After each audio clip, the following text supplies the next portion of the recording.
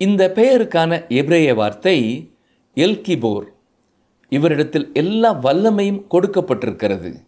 சர்வ வல்லமை உள்ள தேவன் இவர்.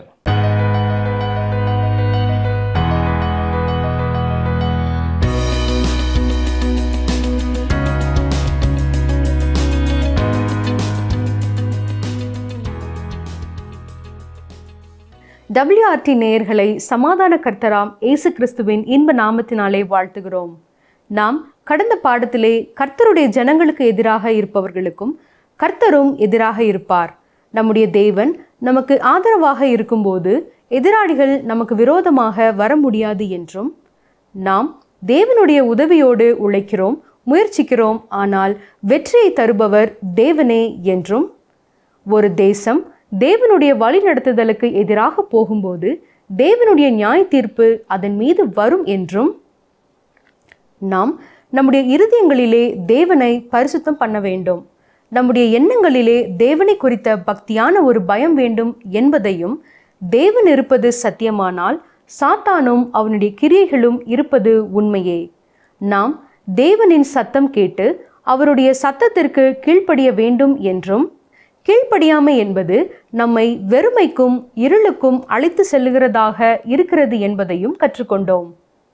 இன்று நாம் ஏசாயா 9ஆம் அதிகாரத்தை கற்றுக்கொள்வோம். இந்த பாடத்திலே இஸ்ரவேலின் நம்பிக்கை என்ன? ஏசாயாவின் காலத்திலே சபையை குறித்த வெளிப்பாடு இருந்ததா? சேனைகளின் கர்த்தரின் வைராக்கியம் செய்யும் காரியம் என்ன? அது எப்போது என்பதை அறிந்து கொள்ள வாருங்கள் நிகழ்ச்சிக்குள் கடந்து செல்வோமா? பிரியமானவர்களே, இந்த ஏசாயா 9ஆம் அதிகாரம் பெரும்பாலும் எல்லாருக்கும் மிகவும் தெரிந்த ஒன்றுதான். ஏனென்றால் இயேசுவின் பிறப்பை குறித்து மிக அழகாக எடுத்துச் சொல்லும் அதிகாரம் இது. 7ஆம் அதிகாரம் முதல் 12ஆம் அதிகாரம் வரை உள்ள பகுதி ஆகாசின் ஆட்சி காலத்திலே உரைக்கப்பட்ட ஏசாயாவின் தீர்க்க தரிசனங்களாகும். ஏசாயா தீர்க்க தரிசனம் உரைத்த நாட்களிலே ஆட்சி புரிந்தவர்களில் ஆகாஸ் ஒரு பொல்லாத அரசனாவான். உசியா மரணமடைந்த வருஷத்திலே ஏசாயா தீர்க்க தரிசனம் உரைக்க ஆரம்பித்தார். உசியா 52 ஆண்டுகள் ஆட்சி புரிந்தார். இவர் ஒரு நல்ல அரசன். இவரை அடுத்து யோதாம் ஆட்சிக்கு வந்தான். இவன் உசியாவின் மகன். இவனும் ஒரு நல்ல அரசன். இவனுடைய ஆட்சிக்கு பின்னதாகத்தான் அரியணை ஏறிய உசியாவின் பேரனான ஆகாசோ ஒரு பொல்லாத அரசனாயிருந்தான். இப்படிப்பட்ட இருண்ட சூழ்நிலையிலேயே ஒளியான இயேசு கிறிஸ்துவை குறித்த தீர்க்க தரிசனம் சொல்லப்பட்டது. இந்த அதிகாரத்தில் 1 முதல் 7 வரை உள்ள வசனங்களில் இஸ்ரவேலின் நம்பிக்கையை குறித்து பார்க்கிறோம். தேவ குழந்தையின் வருகையினால் உண்டாயிருக்கிற நம்பிக்கை அது. இயேசு கிறிஸ்துவின் முதலாவது வருகையினாலும் 2வது வருகையினாலும் இஸ்ரவேலுக்கு உண்டாகிற நம்பிக்கையை குறித்து இங்கே சொல்லப்பட்டிருக்கிறதை நாம் பார்க்கலாம். ஏசாயா 9ஆம் அதிகாரம் 1ஆம் வசனம், ஆகிலும் அவர் செபுலோன் நாட்டையும் நப்தலி நாட்டையும் இடுக்கமாய் ஈனப்படுத்தின முந்தின காலத்தில் இருந்தது போல அது இருண்டிருப்பதில்லை. ஏனென்றால் அவர் கடற்கரை அருகிலும் யோர்தான் நதியோரத்திலும் உள்ள புறஜாதியாருடைய கலிலேயாவாகிய அத்தேசத்தை பிற்காலத்திலே மகிமைப்படுத்துவார். பிற்காலத்திலே மகிமைப்படுத்துவார் என்று சொல்லப்படுவது இயேசு கிறிஸ்துவின் முதலாவது வருகையை பற்றிய நிறைவேறுதலை குறிப்பிடுகிறது. உண்மையிலே இயேசு கிறிஸ்து இந்த பகுதிகளை தன்னுடைய வருகையின் மூலமாக மகிமைப்படுத்தி இருக்கிறார். கலிலேயா புறஜாதியாருடைய பட்டணமாக இருந்தபடியால் அது மற்ற பட்டணத்தாரால் புறக்கணிக்கப்பட்டதாக இருந்தது. எருசலேமில் இயேசு பிறக்கவும் இல்லை, அங்கே வளர்க்கப்படவும் இல்லை. நாசரேத்தே அவருடைய ஊராகும். அந்த ஊர் அவரை புறக்கணித்த போது இயேசு கப்பர்நகூமுக்கு வந்தார். இது கலிலேயா கடற்கரையோரம் அமைந்திருந்தது. இதுவும் நிந்தனைக்குள்ளான ஒரு பகுதியாகும். செபுலோனும் நப்தலியும் இஸ்ரவேலின் வடபகுதியிலே அமைந்திருந்தது. நாசரேத் செபுலோனிலும் கப்பர்நகூம் நப்தலியிலும் அமைந்திருந்தது. கப்பர்நகூமே இயேசு கிறிஸ்துவின் பணிகளுக்கு தலைமை இடமாக விளங்கிற்று. நமக்கு தெரிந்த வரையிலே தலைமை இடமாகிய கப்பர்நகூமை அவர் மாற்றியதே இல்லை. இந்த காரணத்தினால்தான் அவர் கப்பர்நகூமின் மீது தேவனுடைய நியாய தீர்ப்பு கடுமையானதாக இருக்கும் என்று கூறுகிறார். ஏனென்றால் மற்ற இடங்களை பார்க்கிலும் இந்த பட்டணம் தேவனுடைய ஒளியை அதிகமாய் பெற்றிருக்கிறது. இப்பொழுது மத்தேயு 4ஆம் அதிகாரம் 12ஆம் வசனம் முதல் 16ஆம் வசனம் வரை பாருங்கள். யோவான் காவலில் வைக்கப்பட்டான் என்று இயேசு கேள்விப்பட்டு கலிலேயாவுக்கு போய் நாசரேத்தை விட்டு செபுலோன் நப்தலி என்னும் நாடுகளின் எல்லைகளில் இருக்கும் கடற்கரைக்கு அருகான கப்பர்நகூமிலே வந்து வாசம் பண்ணினார். கடற்கரை அருகிலும் யோர்தானுக்கு அப்புறத்திலும் உள்ள செபுலோன் நாடும் நப்தலி நாடும் ஆகிய புறஜாதியாருடைய கலிலேயாவிலே இருளில் இருக்கும் ஜனங்கள் பெரிய வெளிச்சத்தை கண்டார்கள். மரண இருளின் திசையில் இருக்கிறவர்களுக்கு வெளிச்சம் உதித்தது என்று ஏசாயா தீர்க்கதரிசியினால் உரைக்கப்பட்டது நிறைவேறும்படி இப்படி நடந்தது. ஆம் அருமையானவர்களே, ஏசாயா தீர்க்கதரிசி உரைத்தது போல இயேசு கிறிஸ்துவால் இந்த பகுதிகள் கனம் பெற்றன, நிந்தை மாறியது. அதே போல இயேசு உங்களுடைய வாழ்க்கையிலையும் வரும்பொழுது அவர் உங்கள் நிந்தையையும் அகற்றி உங்களையும் கனப்படுத்துவார். ஆனால் உள்ளத்திலே இடம் கொடுக்க வேண்டியது உங்களுடைய கடமை. ஏசாயா 9:2 பாருங்கள். இருளில் நடக்கிற ஜனங்கள் பெரிய வெளிச்சத்தை கண்டார்கள். மரண இருளின் தேசத்தில் குடியிருக்கிறவர்களின் மேல் வெளிச்சம் பிரகாசித்தது. கலிலேயாவை சேர்ந்தவர்கள் இருளிலும் புறஜாதியாருடைய தெய்வ வழிபாடுகளிலும் மத சடங்குகளிலும் அமிழ்ந்து கிடந்தார்கள். இங்கேயே யூத முறைகளும் புறஜாதியாரின் வழிபாடுகளும் கலந்து காணப்பட்டது. இயேசு கிறிஸ்து இந்த பகுதியிலே தன்னுடைய ஊழியத்தை ஆரம்பித்த போது இந்த ஜனங்கள் உண்மையிலேயே பெரிய வெளிச்சத்தை கண்டார்கள். அவர்கள் உலகத்தின் ஒளியாகிய இயேசு கிறிஸ்துவை கண்டார்கள். யோவான் 8:12 பாருங்கள். மறுபடியும் இயேசு ஜனங்களை நோக்கி, நான் உலகத்திற்கு ஒளியாயிருக்கிறேன். என்னை பின்பற்றுகிறவன் இருளிலே நடவாமல் ஜீவ ஒளியை அடைந்திருப்பான் என்றார். இந்த வார்த்தைகள் இயேசு கிறிஸ்துவின் முதலாம் வருகையிலே நிறைவேறிற்று.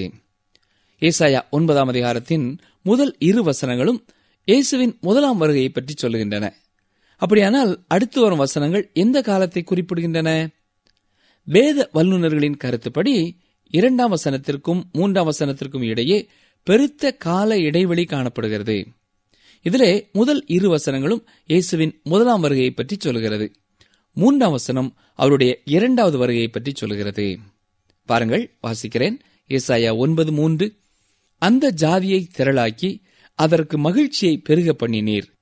அறுப்பில் மகிழ்கிறது போலவும் கொள்ளையை பங்கிட்டுக் கொள்கையில் களி கூறுகிறது போலவும் உமக்கு முன்பாக மகிழ்கிறார்கள். மக்கள் திரளாய் பெருகினார்கள். மக்கள் மத வைராக்கியம் உடையவர்களாக மாறினார்கள். அவர்களுடைய உண்மையான மகிழ்ச்சி போய்விட்டது. அவர்கள் அநேக சடங்காச்சாரங்களை நிறைவேற்றினார்கள். ஆனால் இயேசு கிறிஸ்து மட்டும் அவர்களிடத்தில் இல்லை. ஏசாயா 9:2 வசனத்திற்கும் 3 வசனத்திற்கும் இடையேயுள்ள இடைவெளி சுமார் 2000 ஆண்டுகளாகும். இந்த இடைப்பட்ட காலத்தை குறித்து ஏசாயா தீர்க்கதரிசி ஏன் தீர்க்க தரிசனம் உரைக்கவில்லை? ஏனென்றால் தேவன் சபையை உருவாக்கி கொண்டிருக்கிற காலம் இதுதான். இது ஏசாயாவிற்கு தெரியாத ஒன்றாகும், புரியாத ஒன்றாகும். ரோமர் 16:25-26 பாருங்கள். ஆதி காலம் முதல் அடக்கமாயிருந்து இப்பொழுது தீர்க்க தரிசன ஆகமங்களினாலே அனாதி தேவனுடைய கட்டளையின்படி வெளியரங்கமாக்கப்பட்டதும் சகல ஜாதிகளும் விசுவாசத்திற்கு கீழ்ப்படியும்படிக்கு அவர்களுக்கு அறிவிக்கப்பட்டதுமாயிருக்கிற ரகசியத்தை வெளிப்படுத்துகிறதான இயேசு கிறிஸ்துவை பற்றிய பிரசங்கமாகிய என் சுவிசேஷத்தின்படியே உங்களை ஸ்திரப்படுத்த வல்லவரும். இங்கே தீர்க்கதரிசிகள் தாங்கள் அறியாதவற்றை சொல்லாமல் கடந்து போகிறதை குறித்து அப்போஸ்தலனாகிய பவுல் தெளிவாக கூறியிருக்கிறார். ஏசாயா தீர்க்கதரிசி அவ்விதமாகவே செய்திருக்கிறார். அதே போல ஏசாயா 63 ஒரு குறிப்பிட்ட இடத்திற்கு நாம் வரும்பொழுது அங்கே ஏசாயா ஒரு சிறிய குறியீடு இட்டு தொடர்ந்து 2000 ஆண்டுகளை தாண்டி செல்வதை நாம் காண முடியும். ஏசாயாவின் காலத்திலே சபையை குறித்த வெளிப்பாடு இல்லாதவர்களாய் இருந்தார்கள். ஆனால் இப்பொழுதோ சபை வெளிப்பட்டுவிட்டது. இந்த 2000 ஆண்டு இடைவெளி நிறைவு செய்யப்பட்டுள்ளது. இங்கே ஏசாயா ஜாதியை திரளாக்கி என்று கூறுவது தேசத்தை குறித்ததாகும். ஆகாஸ் ஆண்டு வந்த யூதா தேசத்தை பற்றி அது குறிப்பிடுகிறது. அப்போஸ்தலனாகிய பவுல் குறிப்பிடும் பொழுது சகல ஜாதிகளும் விசுவாசத்திற்கு கீழ்ப்படியும்படிக்கு என்று சொல்கிறார். ஆகவே சபையை குறித்த வெளிப்பாடு அநேக ஜாதிகளுக்குரியது. ஆனால் ஏசாயா தீர்க்கதரிசி இங்கே ஒரே ஒரு தேசத்தை குறித்து பேசிக் கொண்டிருக்கிறார். இது அவருடைய இஸ்ரவேல் தேசத்தை பற்றிய தீர்க்க தரிசனம். ஏசாயா 9:4 பாருங்கள். மீதியானியரின் நாளில் நடந்தது போல அவர்கள் சுமந்த நுகத்தடியையும் அவர்கள் தோளின் மேல் இருந்த மிலாற்றையும் அவர்கள் ஆளோட்டியின் கோலையும் முறித்துப் போட்டீர். எப்பொழுது ஆளோட்டியின் கோல் முறித்து போடப்படும்? இயேசு கிறிஸ்துவின் இரண்டாவது வருகையின் பொழுது. இஸ்ரவேல் தேசம் இன்று ஏன் சமாதானத்தை அனுபவிக்க முடியாமல் காணப்படுகிறது தெரியுமா? எல்லா பக்கத்திலேயும் எதிராளிகளின் இடையூறு. இதற்கும் காரணம் என்ன தெரியுமா? அவர்கள் சமாதானத்தை கொடுக்க வந்தவராகிய மேசியாவை தள்ளிவிட்டதே அதற்கு காரணம். இயேசுவை புறக்கணித்து தள்ளி சிலுவையிலே அறைந்தார்கள் என்று வேதத்திலே பார்க்கிறோம்.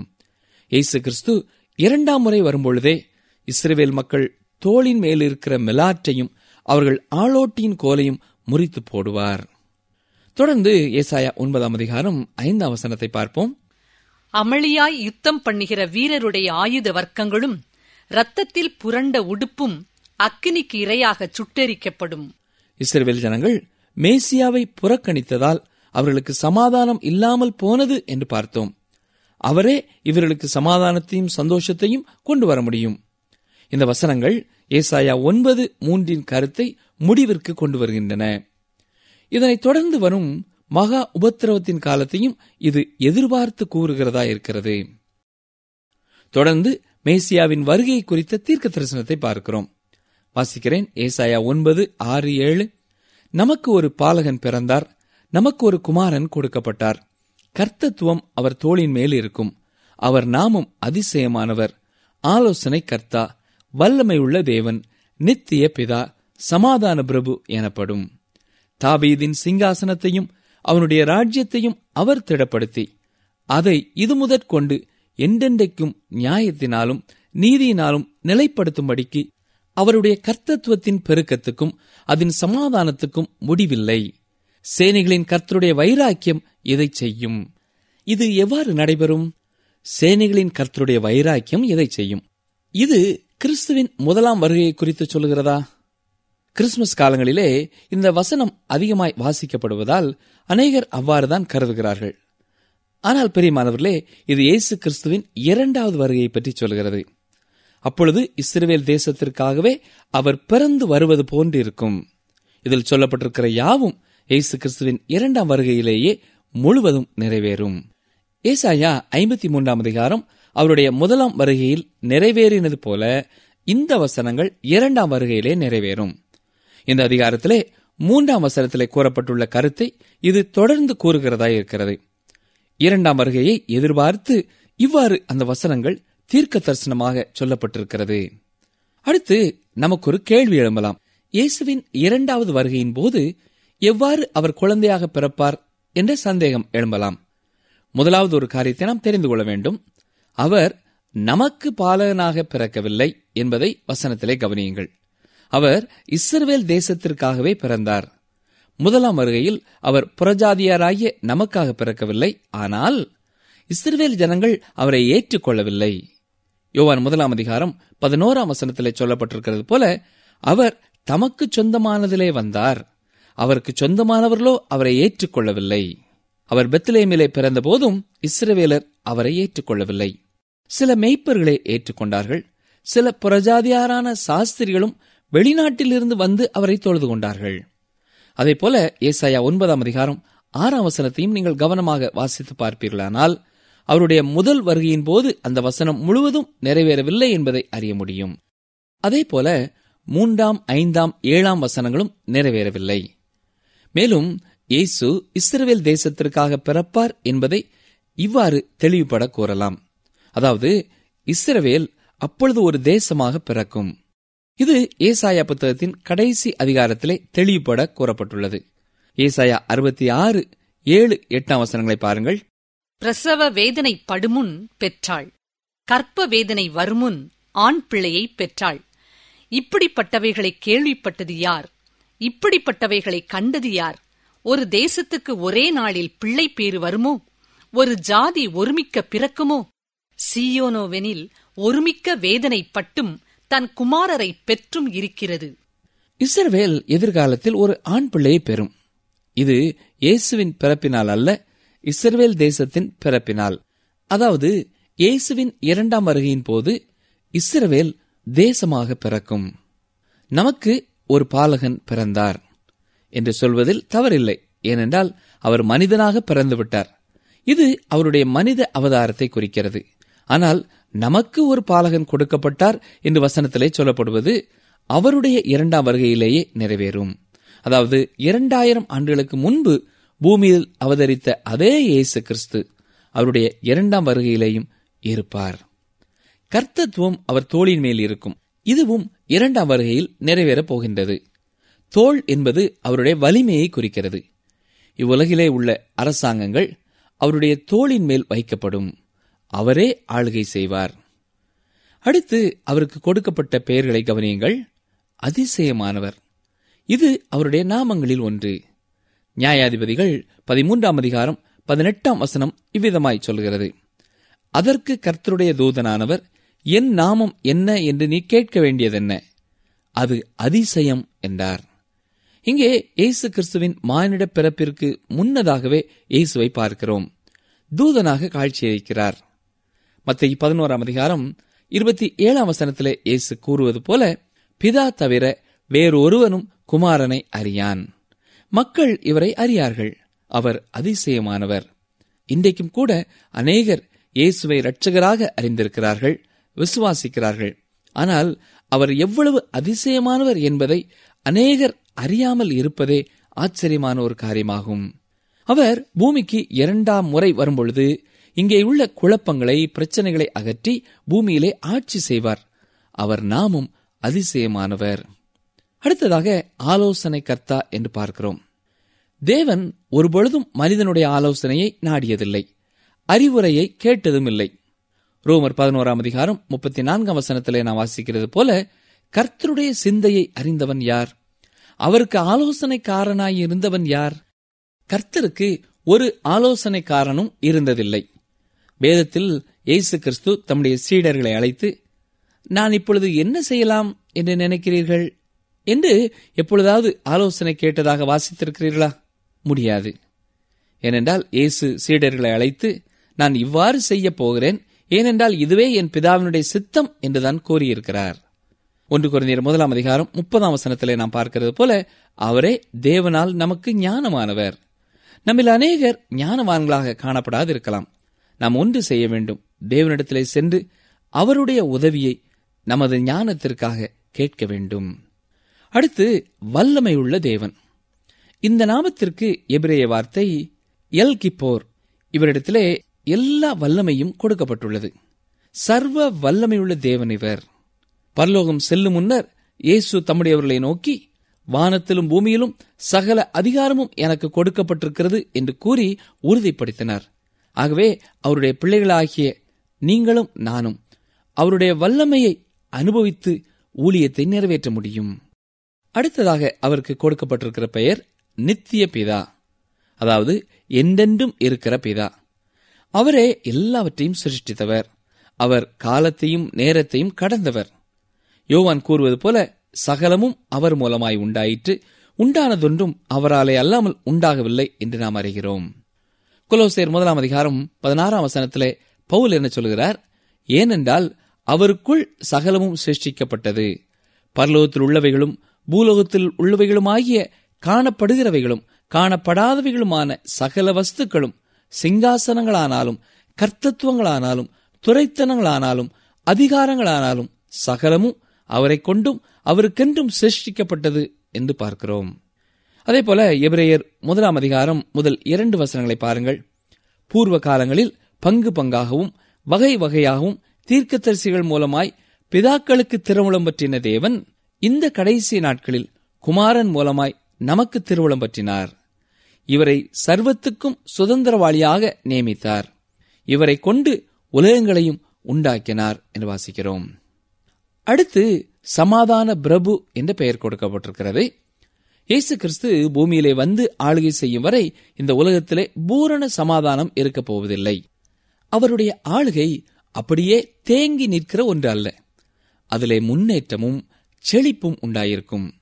அவருடைய ஆளுகையிலே 2 நாட்கள் ஒன்று போல இருக்கப் போவதில்லை. அவர் தாவீதின் அரியணையை பெறுவார். அவருடைய 2வது வருகையில் இவ்விதமாகவே நேரடியாக அரியணையிலே அமர்ந்து ஆட்சி புரிவார். நீதி ஆளுகை செய்யும். கர்த்தருடைய வைராக்கியம் இதை செய்யும். இந்த அதிகாரத்திலே மீதமுள்ள 8 முதல் 21 வரையுள்ள வசனங்கள் ஏசாயாவின் காலத்திலுள்ள நிகழ்ச்சிகளை கூறுகிறது. அவற்றிலே அநேகமானவை அந்நாட்களிலேயே நிறைவேறிவிட்டன. இவற்றிலும் சில வசனங்கள் மகா உபத்திரவத்தின் நாட்களிலே நடைபெற உள்ள காரியங்களை தீர்க்க தரிசனமாக சொல்லியிருக்கிறார். இவை இறுதி நாட்களிலே நிறைவேறப் போகின்றவை. அவரை விட்டு பின்வாங்கிய, அவருக்கு எதிராக போன நாட்டையும் மக்களையும் அவர் வருகிற வரையிலும் தண்டிக்கிறவராக அவர் காணப்படுகிறார். இதை இன்றைய மக்கள் அநேகர் கேட்க விரும்புகிறதில்லை. அவர்கள் தங்களை ஆறுதல் படுத்தும் செய்தியை மாத்திரமே கேட்க விரும்புகிறார்கள். உலக வரலாற்றை சற்று புரட்டி பாருங்கள். தேவனை விட்டு விலகிச் சென்ற இஸ்ரவேலுக்கும் மற்ற நாடுகளுக்கும் என்ன நடந்தது என்று அங்கே பாருங்கள். அவர்கள் மிகவும் பரிதாபமான சோகமான நிலைமையை அடைந்ததை நீங்கள் வேதத்திலுள்ள வசனங்களிலும் உலக வரலாற்றிலேயும் பார்க்கலாம். அருமையான சகோதரனே, சகோதரியே, நீங்களும் கர்த்தரால் தண்டிக்கப்படுவதை உணர்வீர்கள் என்றால், ஆண்டவரே, நான் என்ன செய்ய சித்தமாயிருக்கிறீர் என்று கேளுங்கள். அவருடைய வார்த்தைக்கு கீழ்ப்படியுங்கள். அவரே உங்களை ஆற்றி தேற்றி உங்களை கனப்படுத்துவார். அவரும் உங்கள் மூலம் மகிமை அடைவார். ஜெபம் செய்வோம்.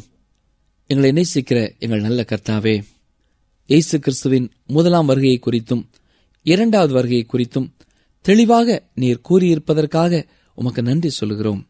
கிருபையின் இந்த காலத்திலே வாழும் நாங்கள் ஒவ்வொருவரும் உமக்கு பயப்படும் பயம் உள்ளவர்களாகவும் உம்மை நேசிக்கும் அன்புள்ளவர்களாகவும் வாழ ஞானத்தை தாரும். உமது ஊழியர்கள் மூலமாகவும் உம்முடைய வசனத்தின் மூலமாகவும் நீர் கொடுக்கும் அறிவுரைகளையும் ஆலோசனைகளையும் எச்சரிப்புகளையும் கேட்டு உணர்வுள்ளவர்களாக வாழ கிருபை செய்யும். இரட்சகர் இயேசு கிறிஸ்துவின் நாமத்தினாலே தாழ்மையோடு கேட்கிறோம் பிதாவே, ஆமேன். நேற்று எங்களுடன் தொடர்பு கொண்ட அன்பு நேயர்களுக்கு நன்றி கூறுகிறோம். உங்களுக்கு ஏதேனும் ஜெப தேவை இருக்குமானால் எங்களுடன் தொடர்பு கொள்ளுங்கள். நாங்களும் உங்களுக்காக ஜெபிக்க ஆயத்தமாக இருக்கிறோம். சரி, இன்று நாம் கற்றுக்கொண்டது என்ன? பிற்காலத்திலே மகிமைப்படுத்துவார் என்பது இயேசு கிறிஸ்துவின் முதலாம் வருகையை குறிப்பிடுகிறது. இயேசு கிறிஸ்து நம்முடைய வாழ்க்கையிலே வரும்போது அவர் நம்முடைய நிந்தையை மாற்றி நம்மை கனப்படுத்துவார். அதற்கு நாம் நம்முடைய உள்ளத்திலே இடம் கொடுக்க வேண்டும். இன்றும் இஸ்ரவேல் தேசம் சமாதானம் இல்லாமல் இருப்பதற்கு அவர்கள் சமாதானத்தை கொடுக்க வந்த மேசியாவாகிய கிறிஸ்து இயேசுவை புறக்கணித்து தள்ளி அவரை சிலுவையிலே அறைந்ததே காரணம். அவர் 2வது முறை வரும்போது மட்டுமே அவர்கள் தோளின் மேல் இருக்கிற மிலாற்றையும் ஆலோட்டிகளையும் முறித்து போடுவார். வல்லமையுள்ள தேவன் என்பதற்கு எபிரேய வார்த்தை ஏல் கிப்போர் என்பதாகும். இயேசு கிறிஸ்து இந்த உலகத்திலே வந்து ஆட்சி செய்யும் வரை இந்த உலகத்திலே பூரண சமாதானம் இருக்க போவதில்லை. நீங்கள் கர்த்தரால் தண்டிக்கப்படுகிறோம் என்று இப்பொழுது உணர்வீர்கள் என்றால், ஆண்டவரே, என்ன செய்ய சித்தமாயிருக்கிறீர் என்று கேட்டு அவருடைய வார்த்தைக்கு கீழ்ப்படியுங்கள். நன்றி அன்பர்களே. மீண்டும் அடுத்த பாடத்திலே உங்களை சந்திக்கிறோம். நீங்களும் ஏசாயா 10ஆம் அதிகாரத்தை வாசித்து தியானித்து ஆயத்தமாகுங்கள். கர்த்தர் உங்களை ஆசீர்வதிப்பாராக. ஆமென். கர்த்தருக்கு பயப்படுகிற மனுஷன் எவனோ அவனுக்கு தாம் தெரிந்து கொள்ளும் வழியை போதிப்பார். சங்கீதம் 25:12.